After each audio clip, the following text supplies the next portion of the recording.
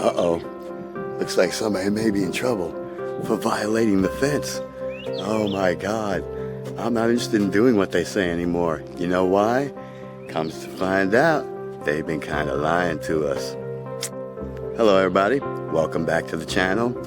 Today, I think we need to discuss it's time to become a bit of a rebel. Let's do this.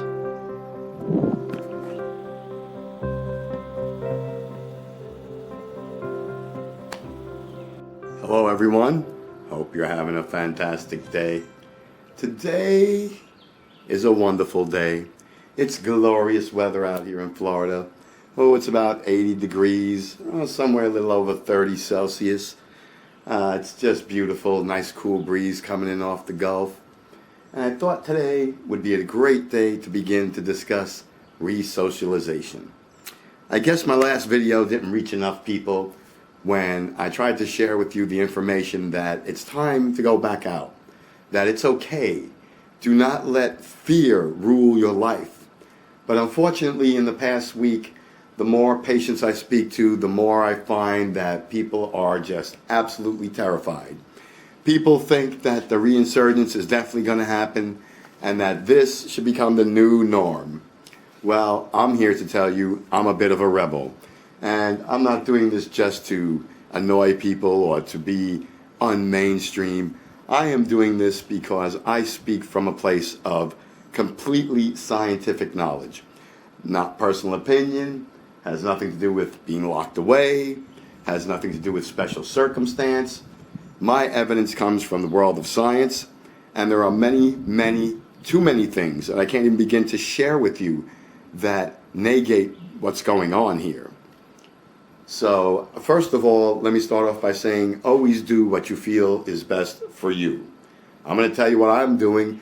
I'm going to tell you what I feel is best for most people, but everybody's case is completely different, and you should look at yours as though you're the most special person in the world. You are to me. Unfortunately, your physiology may not be, but if you think you know you have compromised respiratory system, you have compromised immune system, you have low resistance to cold and flu, well then I would definitely be extra cautious. I wouldn't be overly cautious, but I wouldn't be any extra cautious, all right? Don't go and get in crowds over 10 people. Try not to eat out. Continue to always wash your hands. I don't think that has anything to do with any kind of pandemic. I think the hand washing hygiene should have been taught to kids in school when they were in kindergarten, so today that wouldn't even be something we'd discuss. I don't know why that went away. I don't know how that went away, but unfortunately it did. But let's continue that. That's a good habit to keep up. See, this can't become the new norm. Life in this country, at least, cannot become everything you do, everywhere you go. No one can be trusted. They can't be sending your kids to school. Only 3 of you can be in the office at a time. We have survived bigger things, more devastating.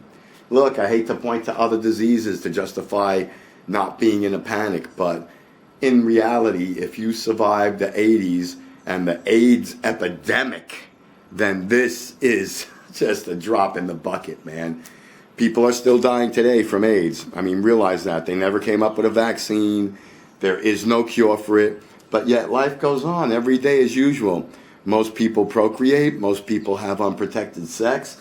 Venereal disease still rules as king. So we, here at least in the West, adopt a very hypocritical attitude. We love push-button items. We like to have triggers. We enjoy something to get behind for a while, even if we don't understand the science of it. And the reality is, most diseases never get a vaccine. We never find a cure for them. They are roaming around through our society every day, and yet we find those risks quite acceptable. But yet, as you saw, to go to the other 3 shelters in this park, oh no. So you tell me, you don't think that's a bit of government overreach? You don't think so? 4 shelters are open, but the other 4 can't be because the park can only be at 80% or 20% capacity. This is an open air park. It's over 80 degrees outside. The radiation level here in Florida is like a 9 today. The virus we're speaking about cannot last more than 1 minute in this environment open. Just can't. But yet the park can't be open. You know, I heard another doctor friend of mine, colleague from another country, put it very eloquently. When we look back on this in 20 years and see all the mistakes we made, we're going to be flabbergasted and totally upset at the people that are long gone in the grave and made all these poor decisions based on emotion and not science. So let's discuss some facts. Fact: 65% of all people tested now had the coronavirus and never knew it. Were asymptomatic the entire time and got over it with zero treatment.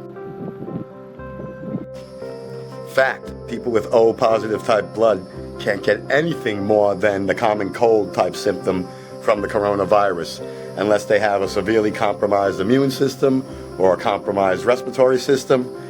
You are almost invulnerable to this thing.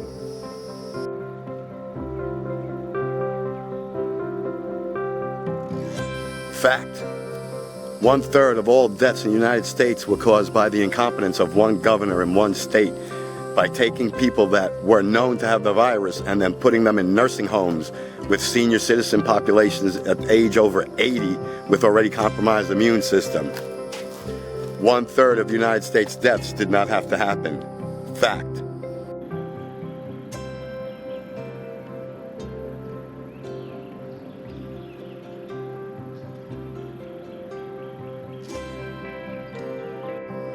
Fact: 1 minute of exposure to average sunlight kills the virus. Dead. 1 minute.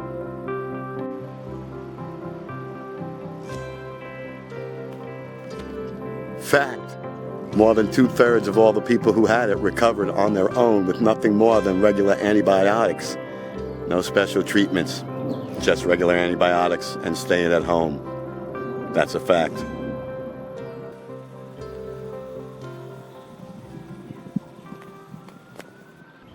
So what gives? Why all the conspiracy theory about this and that, protective gear, the new norm? What's going on? Why keep all that great, positive, scientific, proven information to oneself? Why would all these governments do this? They're facts. They're out there. They're being discussed about this much compared to stay inside, get your gloves, buy 1 million masks. It's going to be this way forever. It's going to be the new norm. Why is that? Why are they not telling people with O positive blood the chances of you getting it and dying are less likely than getting AIDS? I don't get it. We're not protecting everybody from AIDS anymore. It was a problem. It still is. So why? I don't know why. I couldn't begin to tell you why. But I can tell you that the time has come for a little bit of a rebellion. A little bit of a time to take off your mask, put it down, and reevaluate where you're coming from with this, right? See this? Look. Cheap crap glove made in China. Not going to protect you from diddly squat. You know why? The thing that's going to protect you the most? You and your common sense. All right? I get it. It was the unknown enemy. Well, we know a lot more now. And now I'm just trying to pass along to you, we'll say, the fact that you should be maybe asking some more questions of those in charge.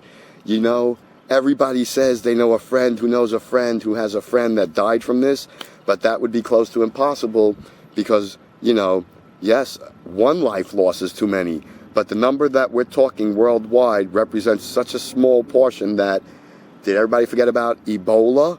Did everybody forget about AIDS? Because those two diseases, did everybody forget about drinking and driving? Kill more people annually than this thing ever will in its lifetime. Hear that? Normal. Birds singing, planes flying. This is life. Bees buzzing in the head. You know, things normal. Not the new normal, just normal. All right? So I'm not saying, well, the bees biting even, I don't know. I'm not saying throw caution into the wind and go berserk like it's the last day of high school and you're free forever, go around licking handrails or whatever. I'm not saying that, all right? I'm saying go to a restaurant without your mask. And don't be all bent out of shape if the server isn't wearing a mask. Life must return to normal, regular normal. Not the normal they're painting for you, not the normal that they would love you to live because it's simply going to serve the purpose they want. And I don't know for what reason. It's not a conspiracy. It's absolutely nothing new. Governments around the world have been doing this forever. It's new here. Don't fall for it. It isn't new here. It's just part of the way they react and see how we behave. So we did the right thing. We acquired the knowledge we need to combat the situation. And we can't, turn to them for every answer. We can't stick our head in the sand and say, as long as we stay covered up, everything will be fine. This is the new norm. I want the new norm. I mean, if that's what you want, you know me. I'm always about do what you want to do. You do you. It's one of my favorite sayings. I don't want this as the new norm. I'm not going to participate. You're going to ask me to. I'm going to say I want others to have their opinion, and then we'll see. As far as being told this is the new norm, yeah, no, not going for it. Have a couple of questions I need answered. Have a couple of facts that don't seem to be being addressed and should, because there's no reason that we're in such a panic when we have so much information. Not quite sure if you've heard. Most of the experts have come out and said that there won't be any type of vaccine anytime soon. And anytime soon meaning this year, next year, or any year in the foreseeable future. So, if you're waiting for a vaccine, you may be inside for a very long time. You might as well be waiting for a cure for AIDS. A lot of people said that. If you're not from the 80s, you won't remember this, but everybody was not going to have any more sex in the 80s. In the mid-'80s, when AIDS was running rampant, because it went from being just a gay disease to everybody's disease, as we find out, when we gain knowledge over these diseases, we know what they can and cannot do. Well, no one was having any more unprotected sex. No one was having any more sex of any kind. I got 2 grown kids now. The world has kept turning. Everybody's had sex. You tell me. You go to the club, you got the opportunity, you ever had any unprotected sex? Put it in the comments down below. Those will be real juicy ones. Like you know me, I always say the most important thing to me is what you guys have to say. So what's your opinion? You gonna stay covered up? You refuse to listen to the science behind it? You're pretty sure that just staying in your bubble is the safest way to go? I'm not gonna tell you what to do. I'm not here to do that. I supply guidance and knowledge. What you do with it, strictly up to you. As far as me, you won't be seeing many more face masks around me. Oh, when I go to big crowded box stores or, when I'm at work, I wear them all the time at work. I'm around the sick all the time. I've seen 50% of Tampa's infected. I'm here with you. Knock on wood, not pushing my luck. Knock on wood. Not pushing my luck or anything, but I'm O positive blood type, just to let you know. I don't know if I'm supposed to keep that secret, but I am. If you need some, let me know. I could share it with you. Pretty much anybody can have mine. But this is a forum for you. Let me know what you found out. Am I completely wrong? Should we still be locking ourselves away? Do you have some evidence I'm unaware of? Do you know something I don't know? Have you heard the numbers and how people have gotten infected? I do. I have to watch them and follow them every day. It's my job. And I'm telling you, the most surprising number that came out last week was the fact that most people that were infected by family members they were quarantined with. So had they been living their normal lives and just out and about in their own apartments instead of at home locked together with mom and dad, just holding hands, they probably wouldn't have gotten mom and dad sick, and they probably wouldn't have been sick. They may have got it from mom and dad. tracing is starting to show that most young people are doing the infecting. Oh, yeah, can't kill them, but they're great at infecting others. But yet again, plenty of people in their 80s have survived. It's more about your compromised systems. But again, do some research. See if you can maybe back off a little bit. If you can find a happier medium between what was norm and what they want to be the new norm. Because I'd rather return to what was norm. That's what we need to get back to. I mean, I don't know. Maybe if you live in a country where there's 1 billion people, like in the Asias, like India or China, Malaysia, well then, rightfully so. You're probably wearing a surgical mask and have been for a long time. But that's because, your health problems there are astronomical and unaddressed. In most first world countries, this has not been the norm, does not need to be the norm. And if we go back to simple hygiene practices and stop panicking, this will get solved much quicker. But, like I always say, this has very little to do with my ranting and raving and way more about what you guys think. So let me know in those comments down. Yep, below, they're still there. Not a new norm. Still the comments, still down there. Let me know. But y'all know how we do it on this channel. We're rebels. We're wild. Shit, I'm not even shaving anymore. I'm so fed up with them. But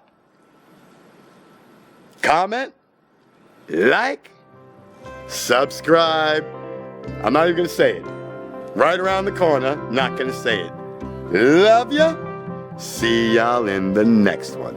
And please, please, please, please, please, please, I'm begging you, find a happier norm. Please, please.